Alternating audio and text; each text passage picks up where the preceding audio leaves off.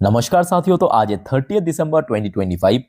दोस्तों, आज मार्केट की मंथली एक्सपायरी के दिन बाजार हो सकता है कि काफी ज्यादा वॉलेटाइल था, बट सबसे ज्यादा हर्ट किया है मिड कैप, स्मॉल कैप और पीएसयू। आज गिरावट होने के कारण आप और हम जैसे रिटेल इन्वेस्टर्स की पोर्टफोलियो आज पूरा तबाही हो गया, खत्म हो गया है ना।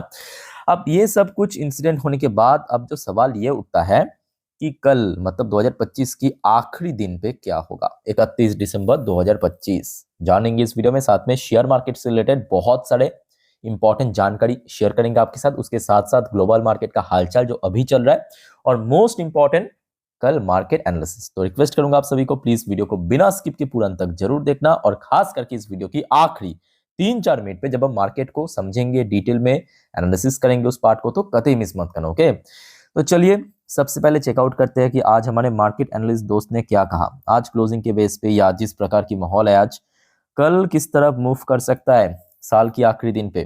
देखिए, आज इस टॉपिक को कवर किया एलकेपी सिक्योरिटीज की तरफ से एक एनालिस्ट ने। अब क्योंकि देखिए बैक टू बैक कुछ दिन निफ्टी एक्चुअली 26,000 पे रेजिस्टेंस फेस कर रहा है, मतलब यहाँ पे स्ट्रगल कर रहा है, तो जिस वजह से कह दिया ये है रेजिस्टेंस। और नीचे की तरफ सपोर्ट पॉइंट मेंशन किया 25,850 से लेके 25,000 साढ़े मतलब 870, मतलब आज जहां पे इंटरडे लो टच किया, इसको एक सपोर्ट पॉइंट के रूप में कहा। वैसे दोस्तों, आपको क्या लगता है कि मतलब कल साल की आखिरी दिन पे कैसा हो सकता है बाजार? क्या पूरे साल जैसा बीता वैसा ही रहेगा या कुछ बेटर उम्मीद है? कमेंट करके प्लीज बताइए जो भी आपका ओपिनियन है। By the way, same topic को देखिए कवर किया मनी कंट्रोल की तरफ से दूसरे एक और एनालिस्ट ने बाजार के बारे में अपना एक विचार रखा, पॉइंट ऑफ व्यू रखा, technical view. Doji formation after weakness signal possible comeback for Nifty bull. Bank Nifty snap 3 day losing streak. तो सबसे पहली फैक्ट यहाँ पे मेंशन किया कि देखिए बाजार में वीकनेस जरूर था, बट यहाँ पे अगर आप देखेंगे, मतलब अगर आपको थोड़ा बहुत टेक्निकल नॉलेज है, तो निफ्टी डोजी फॉर्मेशन या डोजी कैंडल बिल्ड किया, ठीक है, जो एक सिग्नल भेजता है, या आप कह सकते हो कि थोड़ा बहुत हिंट मिलता है मार्केट को कि कमबैक हो सकता है, एक अच्छा बाउंस बैक हो सकता है, ठीक है। यही सिर्फ यहाँ पे मेंशन किया। साथ में दूसरा एनालिस्ट ने कुछ रेंज भी मेंशन किया, जैसे कि नीचे की तरफ सपोर्ट पॉइंट एज ए 25,800 से लेके 25,850, ऊपर की तरफ रेजिस्टेंस मेंशन किया 26,000 से लेके 26,100 की पॉइंट को। क्या है, इस टॉपिक को इस वीडियो की आखिरी 3-4 मिनट पे हम और अच्छे से डिटेल में चर्चा करेंगे, जानेंगे सब कुछ रेजिस्टेंस सपोर्ट के बारे में। और चलिए, अभी बहुत सारे इंपॉर्टेंट जानकारी जो आपको देना है, बहुत सारे लेटेस्ट अपडेट आया आपके साथ में शेयर करूंगा, थोड़ा पेशेंसफुली सुनिए और समझते जाइए। देखिए, सबसे पहली जो खबर यहाँ पे ऐड आ चुका है। चलो, सबसे पहला खबर बहुत सारे ब्रोकरेज फर्म की तरफ से। ब्रोकरेज फर्म के हिसाब से 2026 बुल केस सिनेरियो पे, मतलब अगर अगर हम बात करें सब कुछ बढ़िया रहा, बेस्ट केस सिनेरियो पे कैसा हो सकता है, फटाफट आप थोड़ा देख लीजिए। जैसे कि भारत की कुछ टॉप मतलब भारत की बाहर की सब टॉप ब्रोकरेज ने यहाँ पे कवर किया है। जैसे कि मॉर्गन स्टैनली के हिसाब से, सेंसेक्स लगभग 1,07,000 तक पहुंच सकते हैं दिसंबर 2026, मतलब अगले एक साल बाद। और जो निफ्टी 50 की टारगेट कहाँ पे दिया भाई, रुकिए, निफ्टी 50 की टारगेट नहीं दिया, सेंसेक्स की दिया है, ठीक है।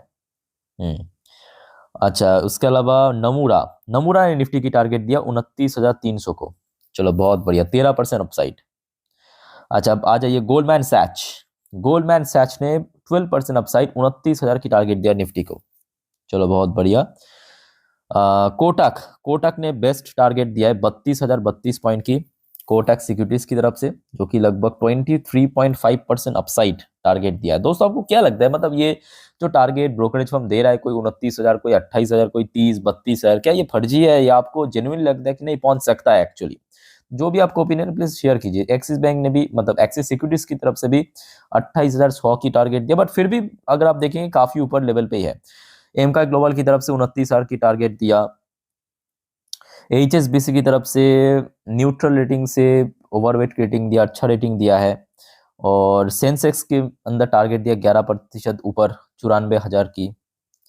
तो ये मोस्टली ब्रोकरेज हमने देखा बाजार को लेके काफी ऑप्टिमिस्टिक है, और मोस्टली ब्रोकरेज आपके कोई 12%, कोई 15%, कोई 12, इवन क्या कहते हैं 22-23% ऊपर भी टारगेट दिया निफ्टी सेंसेक्स को। लेट्स सी क्या होता है। आशा रखता हूँ कि अगर सब कुछ ठीक ठाक रहा, बाजार की फेवर में रहा, तो आई थिंक कि एक अच्छा मार्केट हो सकता है अगले साल। बट याद रखना सबसे इंपॉर्टेंट पॉइंट क्या मालूम है आज की डेट में, एफआईएस की जो बैक टू बैक आउटफ्लो चल रहा है, तो एफआईएस की इन्फ्लो एक्चुअली जरूरी है, मतलब खरीदारी, ठीक है। अच्छा फिर आ जाइए अगले रिपोर्ट आपके कोटक सिक्योरिटीज की तरफ से नीलेश शाह, एक मार्केट एनालिस्ट है, इनकी तरफ से कहा गया, देखिए India's growth will be a surprise in 2026। तो मतलब चाहे ब्रोकरेज फर्म की बात करें या एक्सपर्ट की बात करें, देखिए ऑप्टिमिस्टिक तो हर कोई है, अब देखना होगा कि एक्चुअली क्या होता है ना। सिर्फ बताना, मतलब एकदम मुंह से बोलना या एक्चुअली मतलब वैसा होना में फर्क है, अंतर है। जब तक ना हो जाए तब तक तो कोई श्योरिटी नहीं है। अच्छा नेक्स्ट रिपोर्ट देखिए, India's growth outlook steady and global headwind, चलो बढ़िया। अच्छा याद रखना ये जो मतलब देखिए आज तो मंथली एक्सपायरी खत्म हो चुका है और कल से आपके निफ्टी 50 में रिजिक होगा, मतलब कुछ ऐसे शेयर को थोड़ा सा या तो वेटेज कम होगा, वेटेज ज्यादा होगा, या तो हटा दिया जाएगा कुछ शेयर को, इंक्लूड किया जाएगा कुछ शेयर को, ठीक है। कल आपको देखने को मिलेगा इनफ्लो आउटफ्लो। अच्छा फिर आ जाइए आपके एक domestic rating agency company ICRA, ICRA की तरफ से कहा गया India cement industry, cement sector जो है to grow 6 to 7% in financial 27, तो अगले फाइनेंशियल ईयर के लिए जो फोरकास्ट किया है इकरा ने, लगभग 6 से 7% बढ़ सकता है, added by housing and infrastructure. अब देखिए भारत एक ऐसा देश है जहाँ पे हर एक जगह पे हर एक स्टेट में डेवलपमेंट की काम चल रहा है, इंफ्रास्ट्रक्चर की काम चलो, ऑब्वियसली बात है कि विदाउट सीमेंट तो पॉसिबल नहीं है, तो सीमेंट सेक्टर एक मैं कहूँगा मेजर सेक्टर है। अच्छा नेक्स्ट रिपोर्ट देखिए, housing loan spike 12% year on year, housing loan होता है ना, हाउसिंग लोन 12% इंक्रीज हुआ year on year, fuel by RBI rate cut cheer by 125 bps 2025 में ऑलरेडी हमने देखा कि आरबीआई ने 125 बीपीएस या 1.25% रेट कट ऑलरेडी कर चुका है, और एक्सपर्ट के हिसाब से जो ईयर ऑन ईयर बेस हुई, जिस वजह से हाउसिंग लोन जो है 12% जम किया है। अच्छा एक इंडिविजुअल शेयर को नजर रखना, इटरनल, इटरनल की शेयर वैसे तो आज हमने देखा गिरा है, और जो सुनने को आ रहा है कि ब्लिंकिट की जो सीएफओ है वो डिजाइन कर दिया सडनली, ठीक है। अच्छा नेक्स्ट रिपोर्ट आप जरा देखिए, रामकृष्ण फॉगिंग की तरफ से कल के लिए important share bulk deal, Morgan and Stanley दोस्तों खरीदा है 95 करोड़ की शेयर, इसको वो नजर रखना कल, ठीक है। अच्छा फिर आ जाइए आपके प्राइम मिनिस्टर मोदी जी की तरफ से खबर, जैसे कि आपको मैं लास्ट डे भी इन्फॉर्म किया था ना कि मोदी जी और भारत की जो इकोनॉमिस्ट है या इकोनॉमिक एडवाइजर है उनके साथ एक मीटिंग है आज की डेट में, आज मतलब मंगलवार के दिन, ठीक है। तो मीटिंग एक्चुअली हो चुका है, और जो कि बजट में, बजट से रिलेटेड ये मीटिंग था, PM Modi meet economist sector expert ahead of union budget 2027 के लिए, call for mission mode reform across sector, let's see क्या होता है। अब देखिए बजट और एक महीना ही बाकी है, एक महीने बाद ही आपको पता चलेगा अल्टीमेटली क्या कैसा बजट हो रहा है अगले साल के लिए। बट इस बार बजट में आई थिंक कि बहुत कुछ चेंज होगा, चेंज इसलिए होगा क्योंकि एक्सपोर्ट थोड़ा सा ड्रॉप हुआ आपकी यूएस टैरिफ की वजह से, तो बहुत सारे पॉलिसीज में भी आपको चेंजेस देखने को मिल सकता है। बाय द वे आरबीआई की तरफ से देखिए लास्ट डे आपको मैं इन्फॉर्म किया था, लास्ट डे आपकी आरबीआई ने 50,000 करोड़ की ओपन मार्केट ऑपरेशन किया था, है ना। और 5 जनवरी याद रखना, ये वो तो कल की अपडेट मैं आपको दे चुका हूं कि कल हो चुका है, पर और 50,000 भी ये देखिए ओएमए को थ्रू यहाँ पे परचेस करेगा 5 जनवरी के दिन, मतलब अगले हफ्ते, याद रखना, ठीक है। मैं आपको उसके पहले भी एक बार इन्फॉर्म जरूर कर दूंगा। अच्छा एक और रिपोर्ट आ रहा है आपके गवर्नमेंट के हिसाब से, AI to add $1.7 trillion to India's economy by 2035। इसका मतलब समझ पा रहे हो ना, इसका मतलब ये है कि देखिए अभी चल रहा है 2025 साल, ऑलमोस्ट खत्म होने को है, तो 26 पकड़ के चलते हैं, तो अगले 10 साल बाद एआई की जो कंट्रीब्यूशन इंडियन इकोनॉमी में, या आप कह सकते हो कि भारत की जो आज इकोनॉमी कितना है टोटल, लगभग $4 ट्रिलियन क्रॉस कर चुका है, तो 2035 तक ऑब्वियसली और बढ़ जाएगा, तो उसमें $1.7 ट्रिलियन तो एआई की कंट्रीब्यूशन रहेगा, आर्टिफिशियल इंटेलिजेंस की। लेट्स सी क्या होता है। अच्छा एक और रिपोर्ट जरा आप देखिए, ये देखिए, India's petrochemical consumption growth to remain at 6 to 7% annually, capacity expansion to cut import, चलो बढ़िया। भारत की जो पेट्रोकेमिकल सेक्टर की कंजप्शन है वो ईयरली लगभग 6-7% बढ़ चुका है इस बार। अच्छा, एक और इंपॉर्टेंट रिपोर्ट नोट करना, कल कहीं ना कहीं इंडिगो की शेयर में इंपैक्ट पड़ सकता है। अच्छा, रिसेंटली हमने देखा कि जो भी इंसिडेंट हुआ था इंडिगो से रिलेटेड, और उसके बाद सरकार की तरफ से 3 न्यू एयरलाइन को, पता होगा आपको, अप्रूवल दिया था, है ना, कि आप आइए चलाइए यहाँ पे फ्लाइट। उनमें से एक था शंख एयरलाइंस। तो शंख एयरलाइंस की जो चेयरमैन है, उन्होंने कहा कि हम लोग जनवरी से ऑपरेशन शुरू करने जा रहा है। मतलब कह सकते हो कि फ्लाइट शुरू करने जा रहे थे, ठीक है, मतलब पहले ही साल से, पहली दिन से, सॉरी। सो कल कहीं ना कहीं इंडिगो की शेयर प्राइस रिएक्ट कर सकते हैं इसके ऊपर डेफिनेटली, ठीक है, तो नजर रखिए। चलिए आगे बढ़ते हैं, नेक्स्ट टॉपिक आपके ग्लोबल मार्केट की हालचाल थोड़ा सा देख लेते हैं। वैसे दोस्तों आपको थोड़ा इन्फॉर्म कर देता हूँ, इसके बाद जो नेक्स्ट वीडियो आएगा ना, रात की जो 12 बजे की वीडियो, जिस पर हम जियो पॉलिटिकल टॉपिक को सेपरेटली कवर करेंगे, कल के लिए भी काफी इंपॉर्टेंट है, तो मिस मत करना। और काइंडली दोस्तों चैनल को सब्सक्राइब करके रखना जरूर, ताकि जब भी मैं वीडियो डालूं तुरंत आप तक पहुंच सके।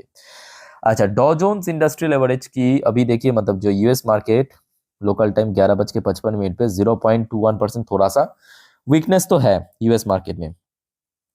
नैस्डैक कंपोजिट फिर भी नहीं, सही था सही था, बट अभी सही नहीं है, बट काफी वॉलेटाइल भी है, बहुत वॉलेटाइल है। ये देखिए, फ्लैट, फिर नीचे, फिर ऊपर पहुंचा, फिर नीचे, फिर रिकवर किया, फिर एकदम से अभी फ्लैट चल रहा है, अभी लगभग यहाँ पे। बट हाँ, अभी भी आगे काफी लंबा ट्रेडिंग सेशन बाकी है, लेट्स सी क्या होता है आगे।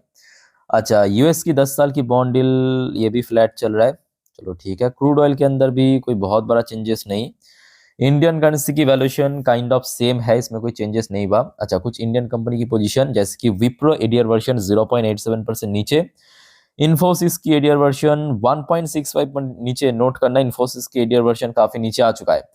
अच्छा, एचडीएफसी बैंक की एडीआर वर्जन पॉजिटिव में, चलो बढ़िया, 0.30% ऊपर। और आईसीआईसी बैंक की एडीआर वर्जन थोड़ा सा नीचे, बहुत ज्यादा नहीं, ठीक है।